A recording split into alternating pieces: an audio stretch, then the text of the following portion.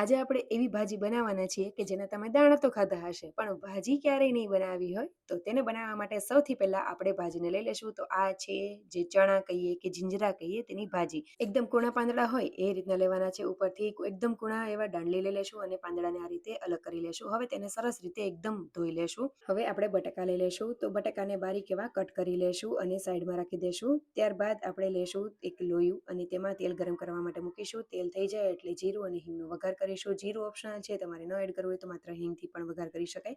બટાકા એડ કરીને હળદર મીઠું એડ કરીને મિક્સ કરીને તેને તેલમાં ચડવા દઈશું ઢાંકીને.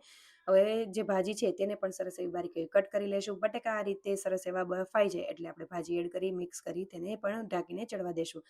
એક આપણે ખાંડણી લઈ લેશું. આદુ મરચાં કોથમરી અને લસણને આપણે આ રીતે ખાંડીને તૈયાર કરી લેશું પેસ્ટ જેવું. ત્યારબાદ આ રીતે જોઈ લેશું કે સરસ એવી ભાજી ચડી ગઈ છે કે નહીં. ચડી જાય પછી આપણે આદુ મરચાં લસણની પેસ્ટ, લાલ મરચું પાવડર, ધાણા જીરા પાવડર એડ કરી મિક્સ કરી લેશું અને તેલ છૂટે ત્યાં સુધી કરવાની છે. તમે અહીંયા ખટાશ ગળપણ અથવા તો ટમેટાની પ્યુરી પણ એડ કરી શકો છો. ખૂબ જ સ્વાદિષ્ટ એવી તૈયાર થઈ ગઈ છે આપણી ચણાની ભાજી. એક વખત ટ્રાય કરજો અને જો સારી લાગી રેસીપી તો ફોલો જરૂરથી કરી દેજો. કમેન્ટ કરવાનું ભૂલતા નહીં. Thank you for watching.